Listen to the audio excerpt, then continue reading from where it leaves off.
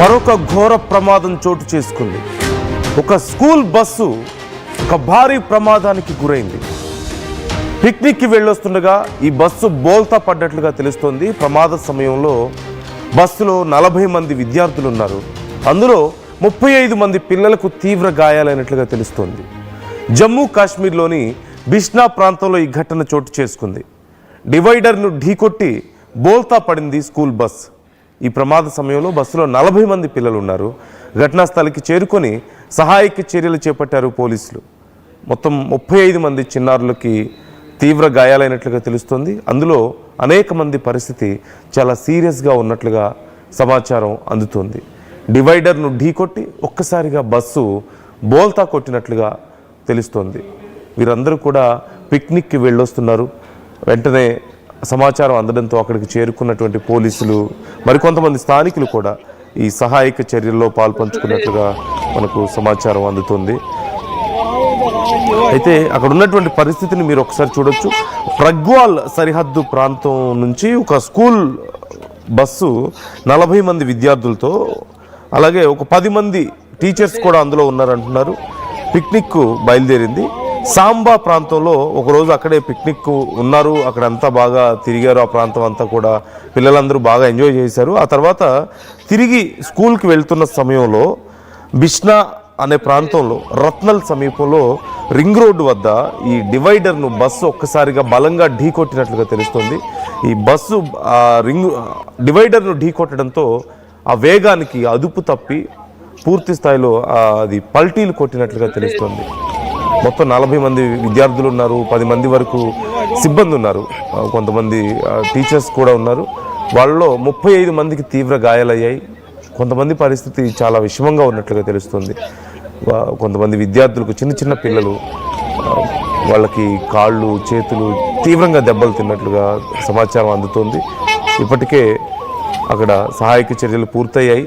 వెంటనే అక్కడికి పోలీసులు అలాగే స్థానికులు అందరూ చేరుకొని సహాయక చర్యలు చేశారు. ఒకసారి మీరు స్క్రీన్లో చూడొచ్చు అక్కడి పరిస్థితి ఎంత భయంకరంగా ఉంది అనేది. ఘటన జరిగినప్పుడు పిల్లల రోదనలతో, వాళ్ళ అరుపులు, బాధతో, వాళ్ళు పెట్టినటువంటి ఆ కేకలతో ఆ ప్రాంతం అంతా కూడా దద్దరిల్లినట్లుగా తెలుస్తుంది. ఆ భయంతో, ఆ నొప్పితో ఏడుస్తూ చాలామంది పిల్లల్ని బయటికి తీసుకురావడం కూడా చాలా కష్టంగా మారినట్లుగా తెలుస్తుంది. చైర్స్, ఆ సీట్ల కింద ఇరుక్కుపోవడం, ఆ లోపల ఉన్నటువంటి రాడ్స్, సీట్స్ అన్నీ కూడా వాళ్ళ మీద పడిపోయి చాలామందికి తీవ్ర గాయాలు, చాలామందికి చేతులు కాళ్ళు విరగడం, ఇలా అనేక గాయాలైనట్లుగా తెలుస్తుంది. కొంతమంది పరిస్థితి చాలా విషమంగా ఉన్నట్లుగా తెలుస్తుంది. మృతుల సంఖ్య ఇప్పటికైతే నమోదు అవ్వలేదు, కానీ చాలామంది పరిస్థితి సీరియస్గా ఉంది అంటూ తెలుస్తోంది.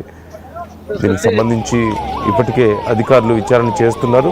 అక్కడ హైవే మీద ఉన్నటువంటి ఆ రింగ్ రోడ్డు మీద ఉన్నటువంటి సీసీ కెమెరా ఫోటేజ్ ఆధారంగా అక్కడ ఈ కేసుకు సంబంధించి విచారణ చేస్తున్నట్లుగా మనకు కనిపిస్తుంది. అట్ ది సేమ్ టైం మీరు ఆ ఘటన జరిగినటువంటి ప్రాంతాన్ని మీరు చూడొచ్చు. ఒక్కసారి ఆ బస్సు బోల్తా పడినటువంటి విజువల్ కూడా నేను మీకు చూపించే ప్రయత్నం చేస్తున్నాను. PCR please freeze it once. ఆ విజువల్ని ఒక్కసారి ఆపండి.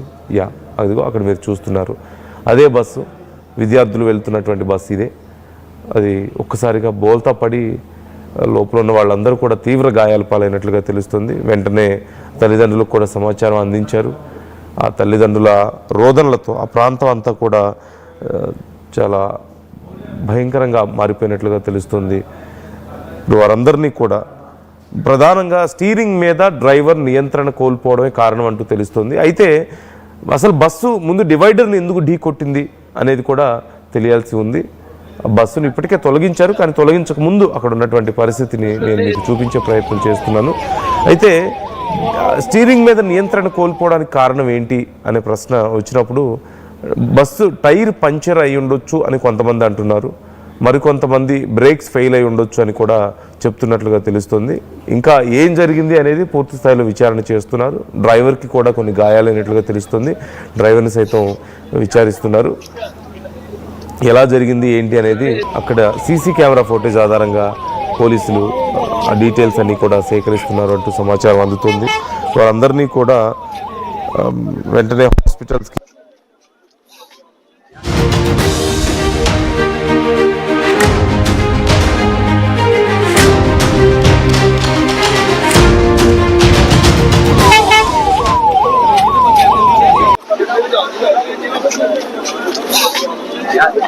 ఈ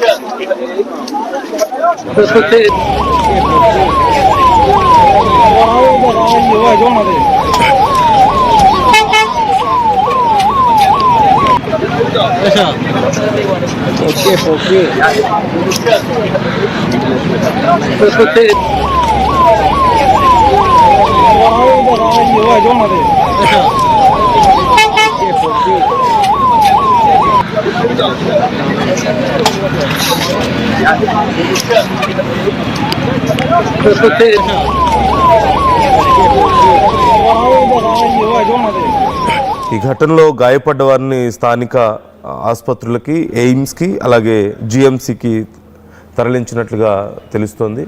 ఇప్పటికే దీనికి సంబంధించి పూర్తి స్థాయిలో విచారణ చేపడుతున్నామంటూ చెప్తున్నారు. డ్రైవర్కి కూడా కొంత గాయాలు అవ్వడంతో ఇమ్మీడియట్గా డీటెయిల్స్ తెలుసుకోవడం కొంచెం కష్టంగా ఉందంటూ అధికారులు చెప్తున్నట్లుగా తెలుస్తుంది.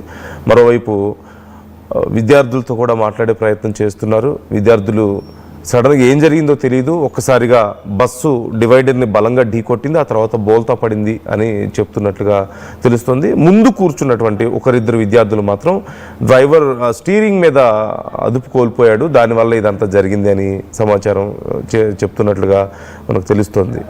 అయితే ఇప్పటికే విద్యార్థుల తల్లిదండ్రులకు కూడా సమాచారం అందించారు. వారు కూడా అక్కడికి చేరుకున్నారు. ఓ పక్క గాయపడినటువంటి విద్యార్థులు, మరోవైపు తల్లిదండ్రుల రోదనలతో ఆ ప్రాంతం అంతా కూడా మిన్నంటినట్లుగా తెలుస్తుంది. వాళ్ళ రోదనలతో ఇంకా విద్యార్థులు చాలామంది ఒక షాక్లో ఉన్నట్లుగా తెలుస్తుంది. చాలామంది తీవ్రంగా భయపడ్డారని, వారందరినీ కూడా ఇప్పుడు ట్రీట్ చేస్తున్నట్లుగా సమాచారం అందుతుంది. ఎయిమ్స్కి తరలించారు. స్థానికంగా ఎయిమ్స్ అండ్ జిఎంసి హాస్పిటల్స్కు తరలించి చికిత్స అందిస్తున్నారు. అలాగే కొన్ని కిలోమీటర్ల మేర ట్రాఫిక్ సమస్య వచ్చినట్లుగా తెలుస్తుంది. ట్రాఫిక్కి తీవ్ర అంతరాయం ఏర్పడింది. ఇలా బస్సు రోడ్డుకి అడ్డంగా పడిపోవడంతో, అలాగే ప్రజలు కూడా అక్కడ గుమిగూడడంతో, పెద్ద ఎత్తున జనం గుమిగూడడంతో చాలా వరకు ట్రాఫిక్ సమస్య ఏర్పడింది. స్థానికంగా అక్కడ ఉన్నవాళ్ళు ఆ సమయంలో, ఆ యాక్సిడెంట్ జరిగిన సమయంలో అక్కడ ఉన్నవాళ్ళు చెప్తున్న మాటలు వింటుంటే ఎంత భయంకరంగా ఉందో పరిస్థితి.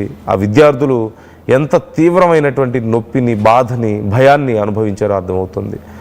అక్కడంతా కూడా ఆ ఘటన జరిగిన సమయంలో ఒక్కసారిగా విద్యార్థులందరూ గట్టిగా అరవడం, ఏడవడం, బాధతో చాలామంది బస్సులో ఆ రాడ్స్ తగలడం, లేదంటే ఆ చైర్స్ మధ్యలో ఇరుక్కుపోవడం, అక్కడ ఉన్నటువంటి మిగతా కొన్ని వస్తువులు వాళ్ళ మీద పడడం, వీటన్నిటి వల్ల తీవ్రంగా గాయాలయ్యి ఏం జరిగిందో అర్థం కాక భయంతో ఏడుస్తుంటే ఏం చేయాలో తమకు అర్థం కాలేదని, ఎలా వారిని రక్షించాలో అర్థం కాలేదని స్థానికులు చెప్తుంటే అర్థమవుతుంది ఎంత భయంకరంగా ఉంది పరిస్థితి అనేది. మరొకసారి నేను అక్కడ ఉన్నటువంటి పరిస్థితిని మీకు వివరించే ప్రయత్నం చేస్తున్నాను. అట్ ది సేమ్ టైం కింద ఉన్నటువంటి విజువల్లో మీరు చూస్తున్నారు, బస్సుని తొలగించిన